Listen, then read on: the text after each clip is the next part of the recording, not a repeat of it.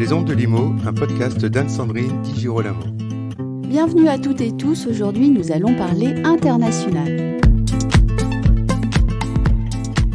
Acheter un bien immobilier en France quand on est étranger. Mais au fait, qui sont les clients étrangers souhaitant acquérir un bien immobilier en France? Pourquoi le font-ils et quel type de bien recherchent-ils? Nous nous attarderons ensuite sur les difficultés que les clients étrangers rencontrent. Ce sont des difficultés juridiques, bancaires, culturelles, avec toujours à l'esprit la nécessité de proposer des solutions et de trouver des points d'amélioration grâce à nos professionnels et pour ces clients qui nous font l'honneur de venir dans notre pays.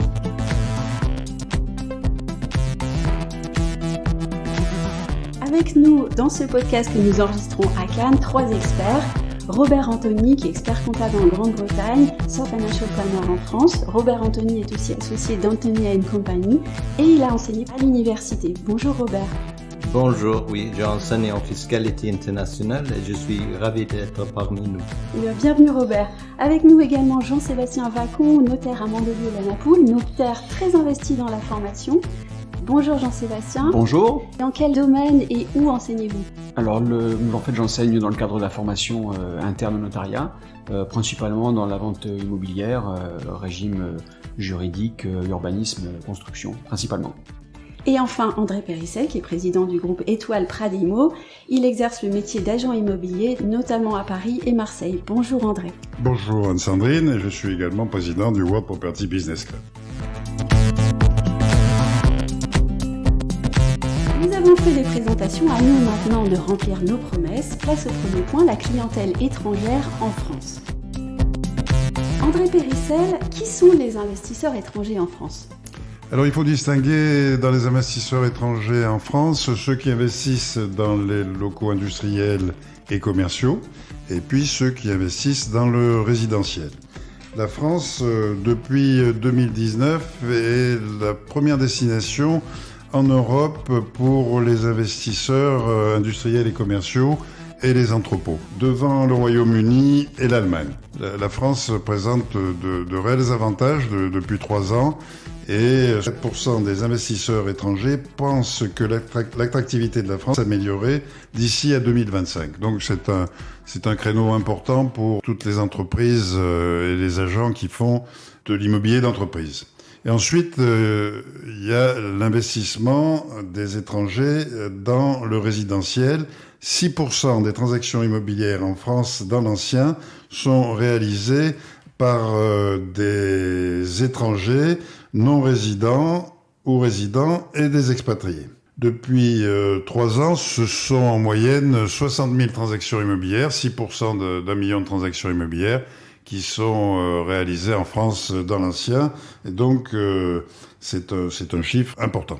On peut voir aussi les choses autrement et avec des mots-clés, parce que Robert Anthony, en préparant le sujet, vous m'avez dit, c'est simple, c'est neige, mer, campagne et vin. Oui, je pense, qu'est-ce qu'elle a dit André, c'est tout à fait juste. Il ne faut pas oublier les fonds d'investissement qui sont très actifs dans les investissements, mais c'est 2 marchés très distingués.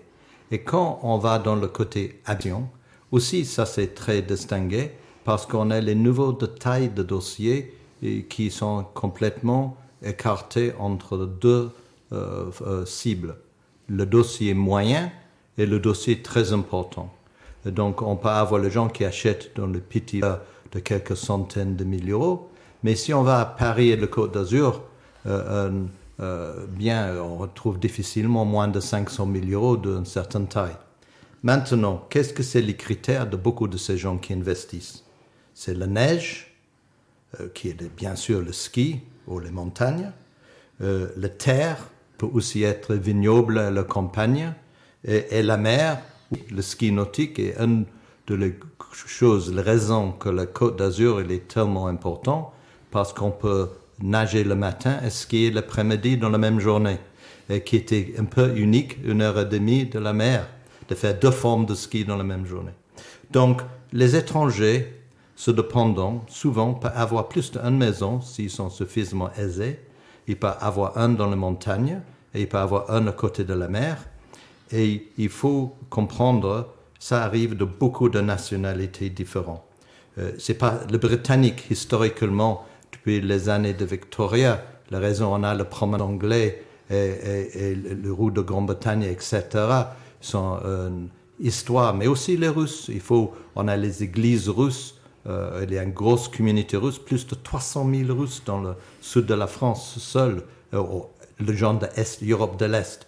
Donc, tous ces gens-là, ils ont les objectifs, les cultures différents.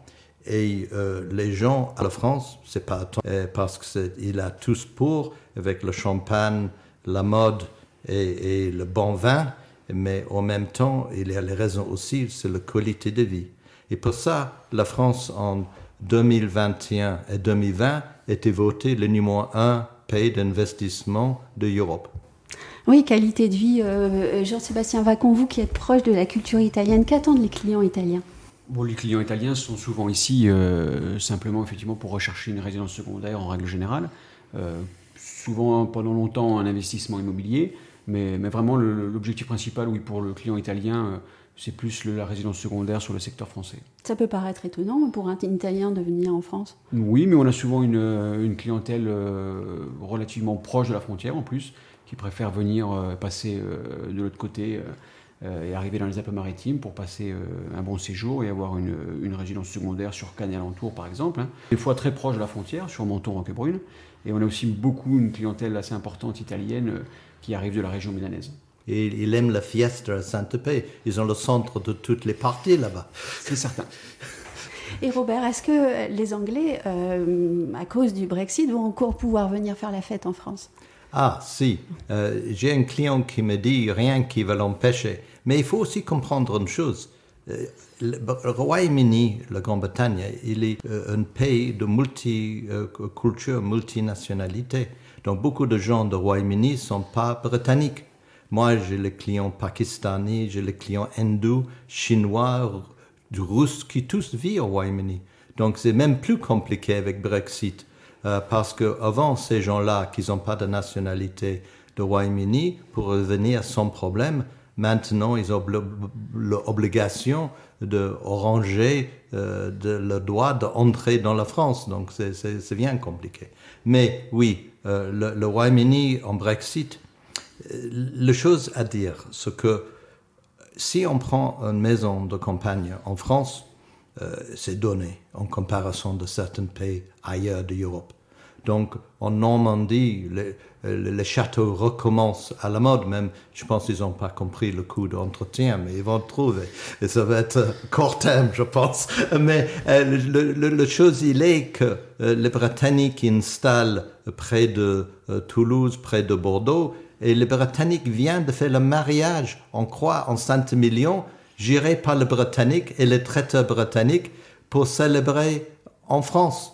Donc, c'est pas simplement la France, il est un pays pour la maison secondaire, c'est un pays pour le mariage. Et j'ai un client récemment qui a acheté un moulin. Son premier mot est « Où est-ce que je peux faire le mariage dans mon vignoble ?» Donc, la France, oui, la France, c'est un pays fabuleux de vivre.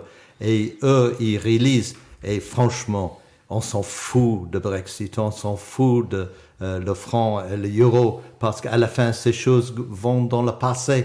Et l'importance de savoir vivre, et France, il a tout ça, et n'importe quel gouvernement, n'importe quel pays, n'importe quelle politique, on va continuer, je pense, oui. Oui, mais on va quand même revenir à une question beaucoup plus pragmatique. Je vais la poser à vous trois.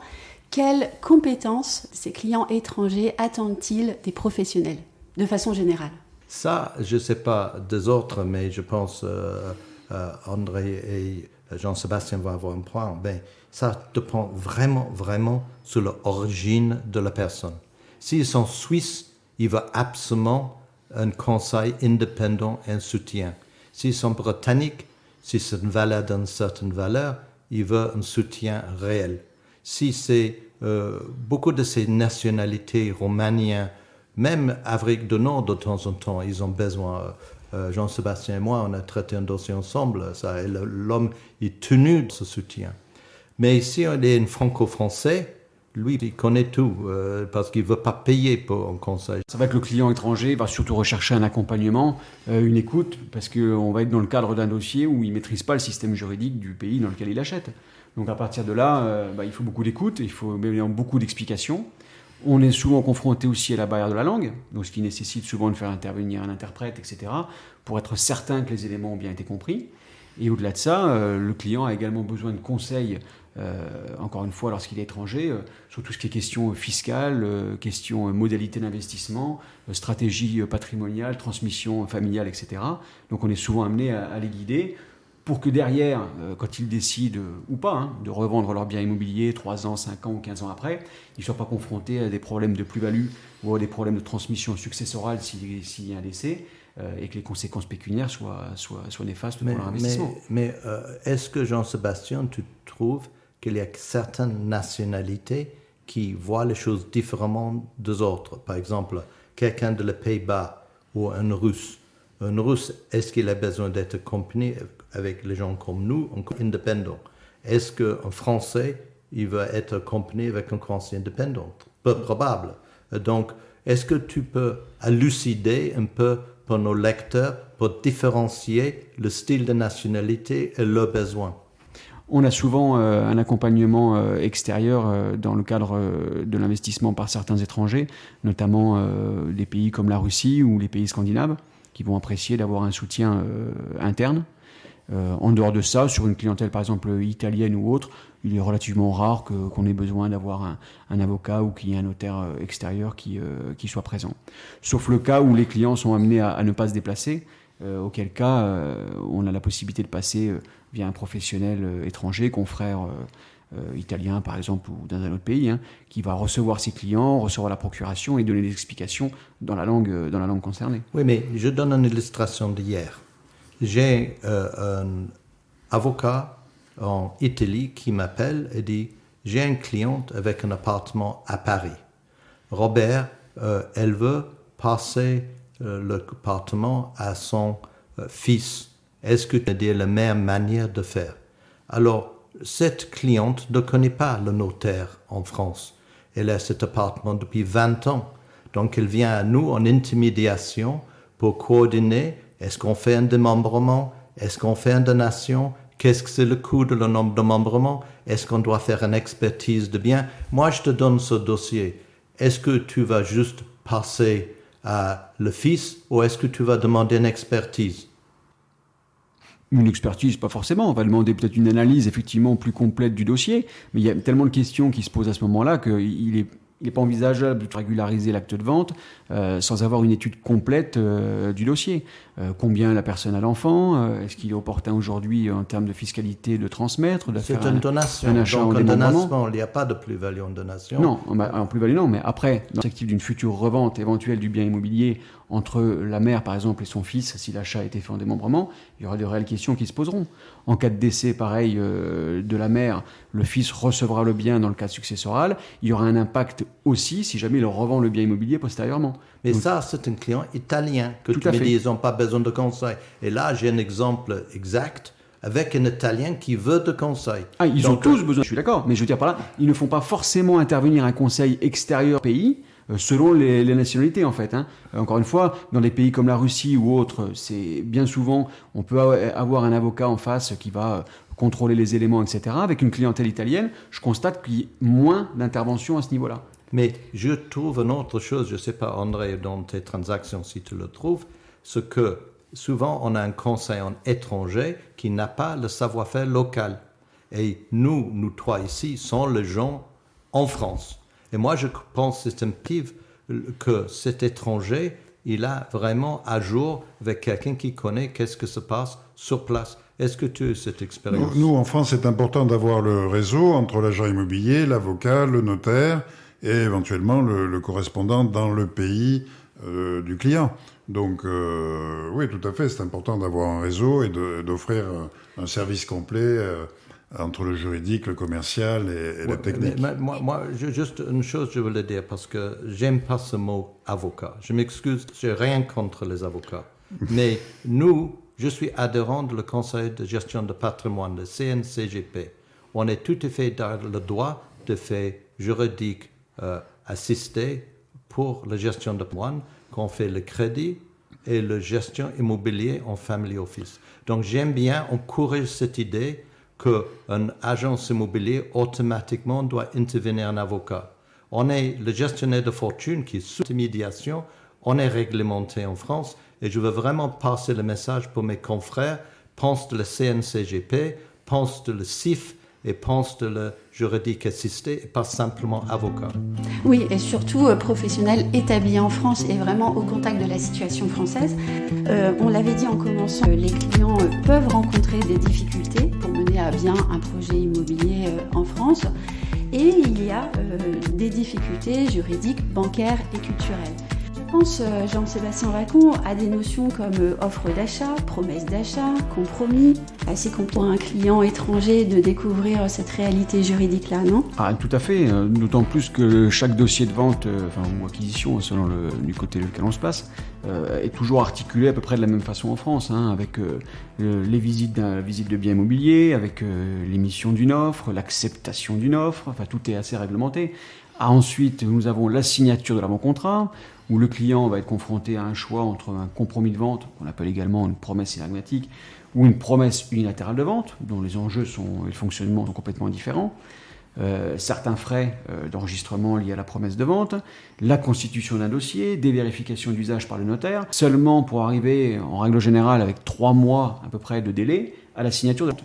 Ce qui n'est pas toujours facilement perçu par la clientèle étrangère, dans le sens où, selon les pays, la rapidité d'une transaction est très variable.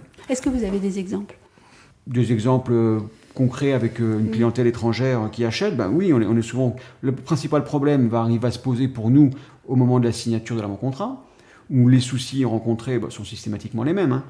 Barrière de la langue, impossibilité de se déplacer, alors d'autant plus avec la situation sanitaire qu'on a connue depuis 1 an et demi. Et ensuite, l'explication du client qui ne comprend pas pourquoi c'est aussi long, souvent pressé de réaliser son achat, qui ne comprend pas qu'il faut passer par le biais d'un avant-contrat, qui pour lui d'ailleurs est un véritable contrat, parce que souvent il est extrêmement conséquent et la majorité des problèmes sont réglés à ce stade-là. Et derrière, il va solliciter beaucoup d'explications, puisqu'effectivement, il ne connaît pas le système juridique dans lequel il achète.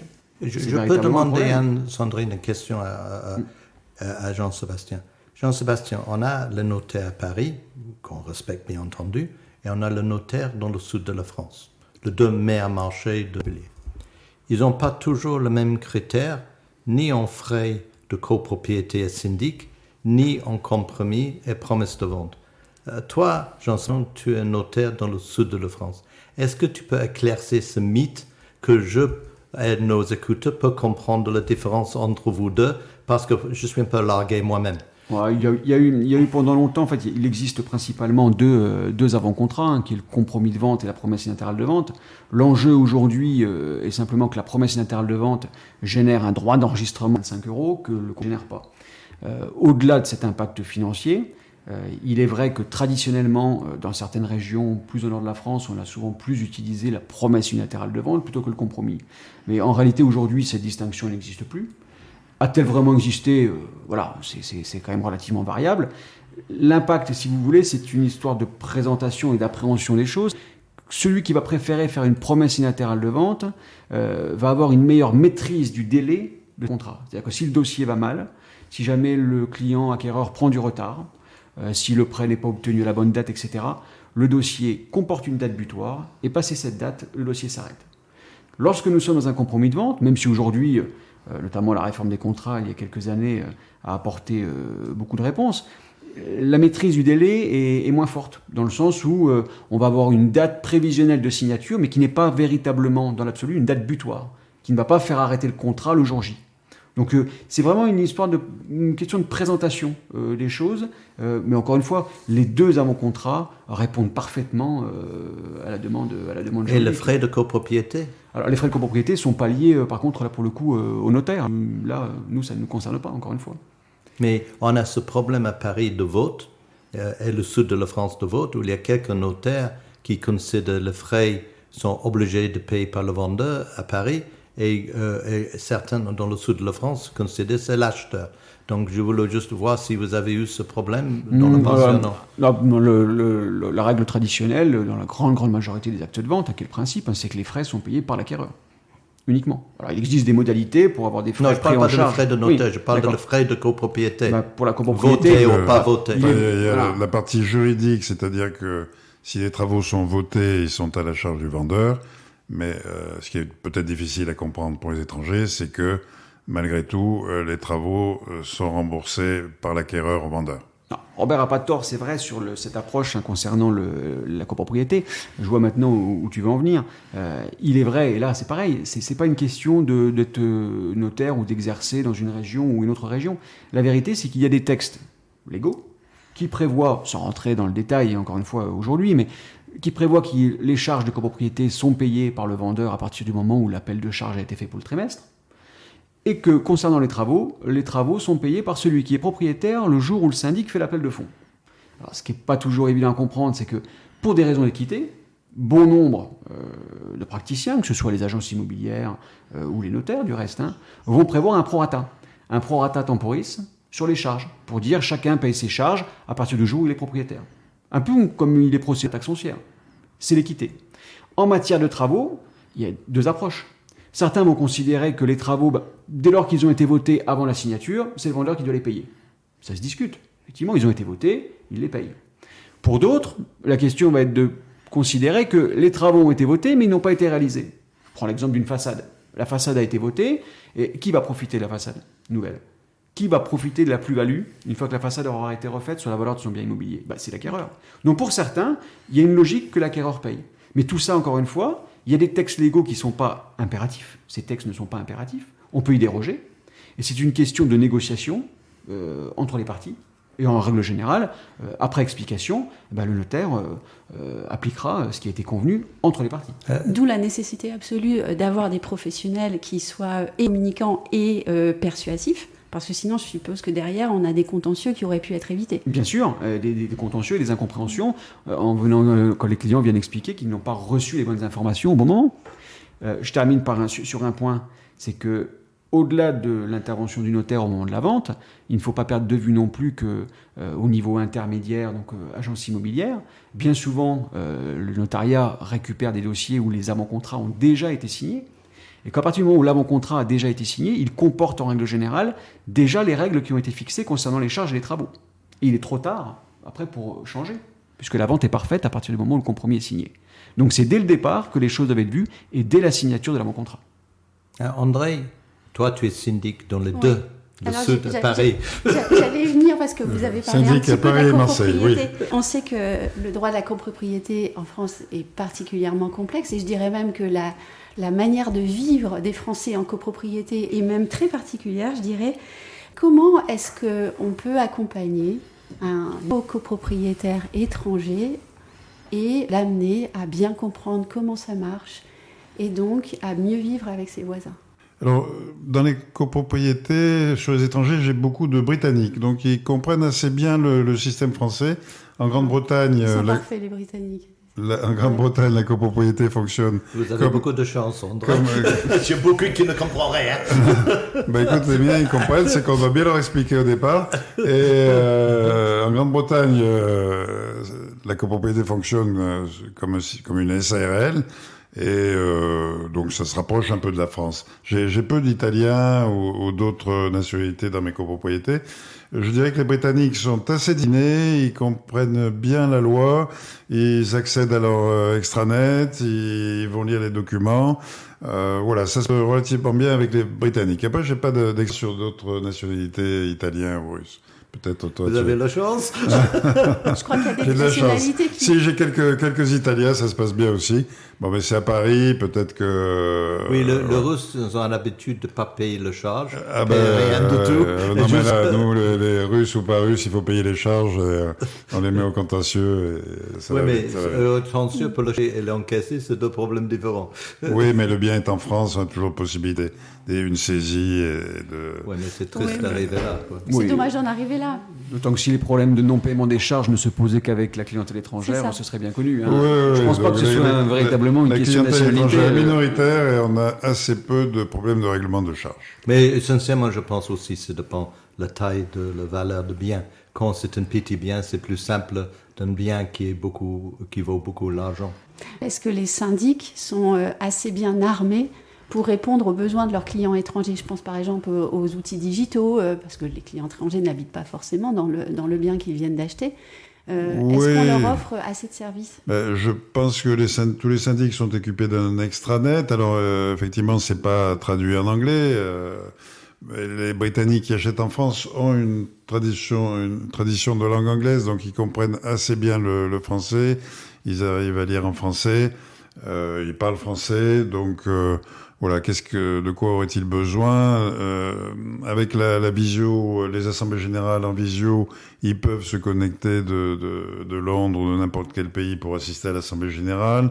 La lettre recommandée pour les convocations d'assemblée générale et la notification des procès-verbaux. Moi, depuis plusieurs années, tout est fait pour que, à distance, on puisse être à même de connaître le fonctionnement de sa copropriété et de participer aux assemblées générales. Donc, oui, je pense qu'on est assez bien équipé de ce point de vue-là en France. On s'est d'ailleurs formidablement amélioré avec la crise du Covid, j'ai l'impression. Et ben voilà, du Covid, réunion de conseil syndical en visio, assemblée générale en visio, le vote par correspondance aussi, Mais ils sont actifs. Par exemple, vous avez les Britanniques qui reçoivent tous les documents français. Est-ce qu'ils donnent les points pour l'agenda ? Est-ce qu'ils votent proactivement ou est-ce qu'ils sont silencieux ? Ils sont assez proactifs et ils participent dans nombreux cas au conseil syndical. Ils sont très proactifs, tout à fait. Ils aiment bien participer à la vie de la copropriété, peut-être plus que les Français. Des difficultés, eh bien finalement, tous les acheteurs en rencontrent quand même. On ne va pas seulement parler des acheteurs étrangers. Nos experts ont souhaité rendre le ciel un peu plus clair aujourd'hui. Et nous allons donc évoquer les points que notre législateur pourrait améliorer.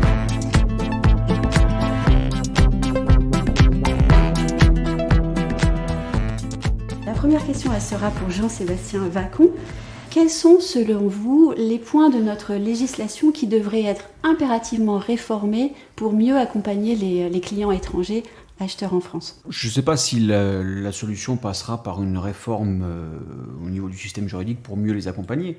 Je pense surtout que ce serait plus au-delà du système français. Je pense que ce serait peut-être simplement, c'est vrai que c'est simple, une meilleure coopération, j'ai envie de dire, peut-être entre les différents États, et un accès peut-être plus simple, que ce soit pour le notaire, professionnel au sens général en France, à l'accès à certaines informations sur leurs clients acheteurs.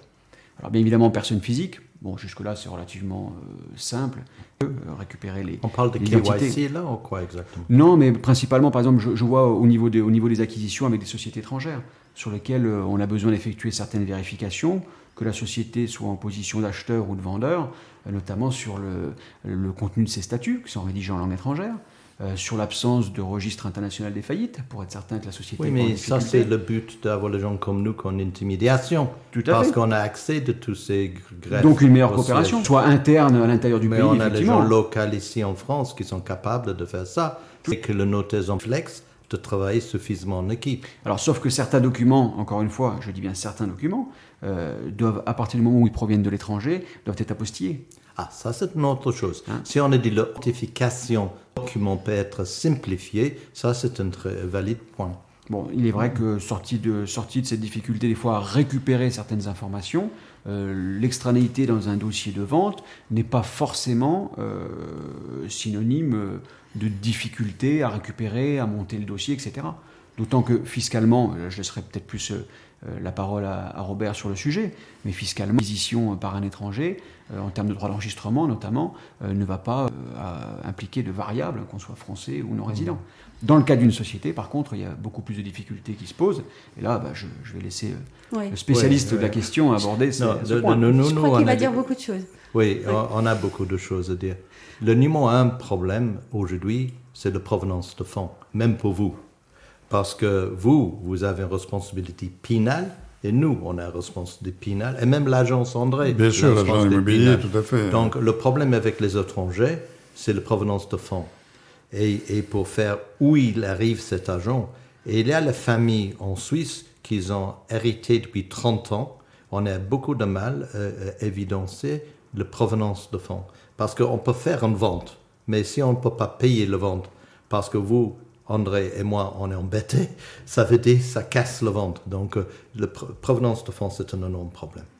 Deuxième, donc KYC, provenance de fonds, sur le client lui-même. Et avec Google, tellement beaucoup il y a le false news, comme il dit Trump, en Google, qui n'est pas juste, que c'est très difficile avec les banques. Parce que le moment où la banque voit une information sur Google, même si c'est vrai ou pas vrai, le problème de réputation, il refuse le client. Donc on a un problème d'ouverture de compte de banque, même pour les gens de Europe. Malte, qui est une partie de la communauté européenne, les banques françaises ne veulent pas les Maltaises. Maintenant, les banques italiennes ne veulent pas les Irlandais. Ils ne veulent pas un Irlandais en banque italienne. Donc, on est vraiment dans la difficulté. Et après, on a le système français qui est très compliqué pour l'ouverture de compte de banque pour les Russes, pour l'Azerbaïdjan, les pays de l'Est, l'Ukrainien, et on a la Banque de France. On a un système un peu à l'envers, la Banque de France. Il dit, on ouvre un compte pour vous si vous faites un refus par une banque. Donc la banque sait très bien s'il fait une lettre de refus, la banque va leur demander d'ouvrir le compte. Donc il refuse de faire la lettre de refus. Donc on fait le cœur qui chasse la tête de le chien, parce qu'on ne peut pas avoir la lettre, on ne peut pas ouvrir. Donc on a besoin de changer la loi à la Banque de France, que la Banque de France dicte une banque pour une ouverture de compte, soit personnelle, soit société. Sinon, même un client qui n'a aucun problème ne peut pas ouvrir un compte de banque. Après, on a un problème fiscal. On a un système ridicule avec la société civile immobilière. Si on loue meublé, il vient sous le régime de IS. Donc, on a les énormes contrôles fiscaux pour les clients qui sont en difficulté financière, qui veulent louer le bien, et quand ils louent le bien meublé, le fisc fait un rendement fiscal. Je trouve c'est aberrant de ne pas moderniser la loi, de dire une société civile peut louer meublé. Parce que tous les étrangers montent parce qu'ils ont conseillé la société civile. Au moment donné, ils pensent de ne pas louer. Et plus tard, ils décident de louer et puis ils se trouvent dans la difficulté. Donc ça, c'est 2-3 petites choses que je considère où on a besoin de moderniser et actualiser. Après, on a un autre problème avec les affaires. On a les gens qui veulent exploiter les petits terrains agricoles, mais pas de normes. Ils demandent un diplôme agricole pour exploiter un terrain agricole. Et après, il y a une annuité dans chaque département avec la SFR s'ils considèrent c'est nécessaire ou pas nécessaire. Pour le petit exploitant qui est quasiment autre entrepreneur, d'avoir cette histoire de diplôme agricole, c'est ridicule aussi. Donc je pense qu'il y a un besoin de moderniser et actualiser. Et dernière chose que je l'ai dit, il y a un énorme problème en France avec les contrôles fiscaux en IFI. Dans le contrôle fiscal en IFI, on contrôle les gens qui déclarent et on ne contrôle pas les gens qui ne déclarent pas. Et je n'arrive pas à comprendre. Si on prend Villefranche et Cap-Ferrat, on a les biens qui vaut beaucoup d'argent, sans dette, en famille, où il ne fait aucune déclaration IFI. Et après, on a les gens dans le même endroit, au local, qui déclarent réellement. Après, ils ont contrôlé, pour une raison quelconque, que les impôts considèrent que la déclaration est faussée. Je ne suis pas à dire il est faussé ou non, il est juste ou non, mais je pense qu'il est mal ciblé, un pays qui contrôle les gens qui déclarent et qui ne contrôle pas les gens qui ne déclarent pas.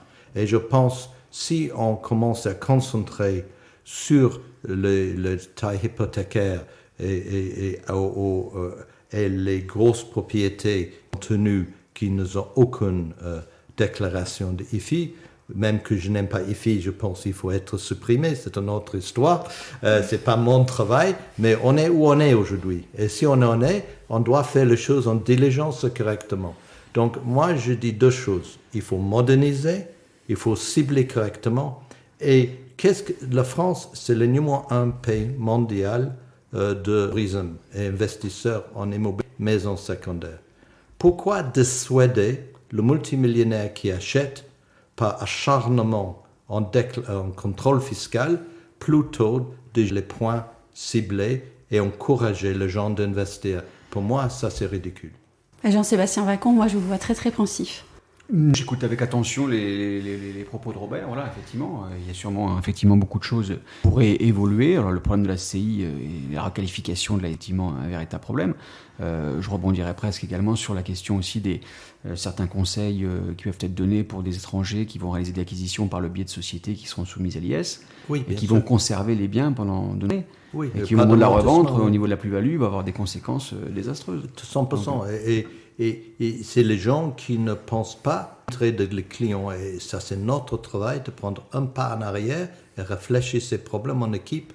Et c'est pas parce qu'on a un avocat étranger qui prend ces nuances suffisamment détaillées en France. Et ça, c'est la raison. Je convoque le CNCGP, le CIF, le gestionnaire de fortune. On travaille dans le patrimoine de clients. On travaille pour faire les honoraires, de faire n'importe quoi. Travailler en équipe avec un notaire qui est qualifié, de faire avec une équipe, avec l'agence qui est qualifiée, pour moi, c'est fondamental. D'où l'intérêt. À partir du moment où un client étranger va solliciter un conseil extérieur, là où tu as entièrement raison, c'est que ce conseil extérieur doit obligatoirement avoir une maîtrise du système juridique français. Bien sûr. Sinon, ça ne sert à rien. Bien sûr. Et c'est pour rebondir un ou l'autre comme vous, qui comprend, qui enseigne, et votre point concernant IS, c'est super pertinent, et je suis 1000 fois d'accord. Il faut choisir les choses, et pour se trouver en IS, mais aussi les problèmes de plus-value. Les Britanniques, maintenant, ils doivent faire un représentant fiscal pour vendre le bien qui n'était pas avant.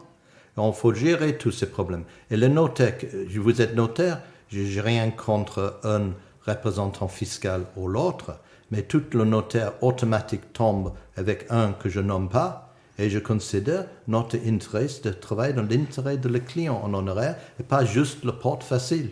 C'est pour vérifier le plus-value, c'est de vérifier les choses proprement. Je pense qu'il faut aussi fluidifier le processus d'acquisition quand on passe que dans les pays anglo-saxons, en Australie et dans certains pays européens, en Espagne par exemple, entre la signature de la promesse et la vente définitive, c'est 1 mois, et qu'en France, il faut compter 4 mois. Voilà, je pense qu'il y a beaucoup de travail à faire pour simplifier les procédures d'acquisition d'un bien immobilier.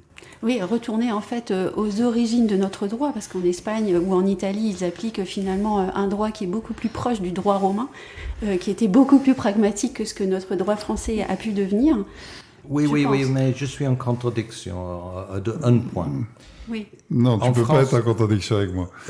Je t'aime beaucoup, mais je dis la vérité. Il est quand même britannique. Oui, c'est notre britannique. Si on dit qu'on peut bloquer une affaire en France avec une offre d'achat ou une promesse ou un compromis, avec les clauses suspensives, dans un pays anglo-saxon, on doit clôturer le dossier pour ne pas perdre l'affaire. Donc, la France, ils sont un peu laxistes parce qu'on peut bloquer l'affaire pour 4 mois et arriver à terme. Ça, c'est la raison on est laxiste, parce que quand on a bloqué l'affaire, on a bloqué l'affaire. Un anglo-saxon ne peut pas signer son contrat s'il n'a pas fait son due diligence. Donc, il risque de perdre l'affaire s'il ne bouge pas très vite. C'est le même à New York. On veut acheter le tour. C'est plus facile d'acheter un tour à New York qu'il d'acheter une petite maison en France. Donc, qu'est-ce que je veux dire? C'est le système de promesse de vente et offre d'achat. Pour moi, un acheteur, c'est le rêve. Un vendeur, c'est le cauchemar. Donc, et si on est vendeur, c'est compliqué parce qu'on est coincé avec les clauses suspensives et on peut même perdre l'affaire. Mais si on est acheteur, on a le choix. Est-ce que, Jean-Sébastien, tu vois ce point? Oui, tout à fait. Je te rejoins. C'est effectivement la différence entre le compromis de vente et la promesse de vente. Mais on peut arriver à ce résultat par le biais d'une promesse unilatérale de vente. Le cauchemar du vendeur, là, dans ce cadre-là, n'existe pas, puisqu'il existe une date butoir qui est fixée à 2 mois, 2 mois et 3 mois. C'est toujours 2 mois et demi, c'est pas voilà. 1 mois. Enfin, après, non, en règle générale, c'est plutôt 2 mois et demi, 3 mois. Après, s'il n'y a pas de conditions suspensives de prêt, s'il n'y a pas de droit de préemption de la mairie ou autre, les dossiers peuvent être plus rapides. Mais en règle générale, 2 mois et demi, 3 mois. Et il n'est pas faux que cette promesse de vente peut répondre, effectivement, est plus stricte au niveau des délais. Mais même le délai, il est 2 mois et demi. Oui, tout à fait. Mais en Angleterre, on peut acheter en 2 semaines, 1 mois. Oui, alors, je me permets de rebondir, je réfléchissais justement, j'écoutais depuis tout à l'heure. Il faut quand même prendre en compte que certes, le dossier, la durée de traitement est peut-être plus longue en France que dans d'autres pays. Et il serait peut-être intéressant, je n'ai pas les chiffres avec, mais de voir le nombre de vérifications qui sont faites dans le cadre des dossiers en France. le degré de protection des acquéreurs lors de l'acquisition et le taux de contentieux surtout qui peut exister derrière. Parce que faire réaliser des ventes vides, comme dans certains pays, effectivement, où ça va très très vite, où il y a peu de vérification, on se retrouve souvent avec des taux de contentieux post-vente qui sont largement supérieurs à ceux de la France. Alors, en contradiction avec toi maintenant, en Angleterre, on va faire un survey de le bâtiment. D'accord ? En France, c'est très rare de faire un survey un bâtiment. Et après, donc, on a deux problèmes différents. En Angleterre, on prend le surveilleur, on fait toute notre due diligence, pas par le notaire, mais par le surveilleur. Après, on peut attaquer le surveilleur en cas de litige. Mais en France, on fait le diagnostic. L'étranger ne comprend pas la différence entre diagnostic et survey. Il fait aucun CV, il achète et puis il doit replacer le toit et personne ne l'a dit. Et est-ce qu'il peut, André, attaquer le vendeur pour vice caché au Jean-Sébastien quand il fuite le toit et le vendeur n'a jamais rien dit? Je pense que le système du surveilleur est intéressant et qu'on devrait l'introduire, pas pour alourdir encore les procédures, mais faire un diagnostic du vent, ça me semble important. Bon, oui, tout à fait. C'est quelque chose qui existe dans le cadre, il faut le reconnaître, c'est pas obligatoire dans chaque vente, notamment lors de la mise en copropriété d'un bien immobilier aujourd'hui. Sur un immeuble qui a plus de 10 ans, il y a un document qui s'appelle un diagnostic technique général qui doit être établi. Mais systématiquement, dans n'importe quelle vente entre particuliers, effectivement, ce n'est pas le cas. Et surtout, ce diagnostic-là ne va pas aussi loin que ce qu'on fait en Europe. Non, j'imagine. Alors, c'est vrai que tout à l'heure, quand je donnais mon propos par rapport au taux de contentieux, par rapport aux pays étrangers, je n'avais pas spécifiquement le cas de l'Angleterre, qui forcément est peut-être, comme vous le dites, bien. Pas simplement mais il y en a d'autres pays où il n'y a pas cet audit technique qui est réalisé non plus. Hein, donc, oui. Mais n'oubliez pas qu'on a dit le contentieux, on clôture en quelques semaines, mais est-ce qu'il est faisable, si je suis un client, je veux vendre, j'ai André en agence, toi en notaire. Est-ce que vous pouvez préempter, aller vite si je trouve un acheteur, s'il n'y a pas une clause suspensive de crédit? Est-ce qu'on peut trouver une manière d'arriver à l'acte plus vite de 2 mois et demi? On peut passer directement à la signature de l'acte, oui, on peut aller plus vite. Après, mais comment on peut arriver de raccourcer légalement dans la manière aujourd'hui? Est-ce qu'on peut faire le taille hypothécaire quand je donne l'agence? Pour toi, Jean-Sébastien, si je te dis, je veux acter en 3 semaines, 4 semaines, comme en anglais, comment faire? Donne-moi le chemin. Le chemin, voilà, malheureusement, le chemin ne sera pas souvent praticable pour la simple et bonne raison que de la plupart des transactions, je parle de vente de maison ou d'appartement, on est souvent confronté au droit de préemption urbain, droit de préemption de la mairie. Mmh. Et ce droit de préemption de la mairie, aujourd'hui, compte tenu de ce qu'on appelle la carence et de la transmission en préfecture, etc., vraisemblablement, en règle générale, le notaire a besoin de 2 mois pour attendre l'expiration du délai pour passer son dossier. J'ai juste fait un dossier. Donc c'est 2 mois. J'ai dit, c'est la maison principale de la client, il m'a donné la préemption 4 semaines. Donc, moi, je dis, si j'arrive en lobbying avec les relations, etc., d'avoir la préemption papier, plus les SFL, j'ai en 3 semaines. Est-ce que vous pouvez acter comme en anglais en 4 semaines? La préfecture, en fait, dans ce cadre-là, ou la mairie, nécessite que de l'acquéreur, c'est le seul chemin, qu'il y ait un motif impérieux. A priori, c'est la seule chose. C'est un motif impérieux pour mais on parle pas de obliger à avoir une réponse. Non, pas Covid. Motif impérieux, une personne qui se retrouve à la rue, qui est obligée d'acheter rapidement, mais etc. Mais si on a papier, on a ce papier qui dit pas de préemption. Est-ce que je peux aller plus vite? À partir du moment où on a le justificatif de l'absence de préemption, il n'y a pas de souci, on peut aller plus vite. Donc, si on a le moins clé, si on était en France, on peut concurrencer les Britanniques, mais on a besoin de résoudre ce problème de préemption. Et si notre point technique à éclaircir, c'est aux villes le problème de préemption, et vous pouvez acter en 4 semaines. Ça peut être réalisé dès lors qu'on a le retour de cette formalité, effectivement. C'est pas la seule. Hein. Oui, c'est ça. On va s'opposer à bien d'autres questions qui vont toucher d'ailleurs beaucoup plus au culturel qu'au juridique, je pense. Le sujet est trop vaste pour qu'on continue aujourd'hui et on ne manquera pas de se retrouver à nouveau pour beaucoup d'autres questions. Donc merci Jean-Sébastien Valcourt. Merci à vous. Merci André Périssel et merci Robert Anthony d'avoir partagé votre savoir et votre expérience avec nous. Merci à vous.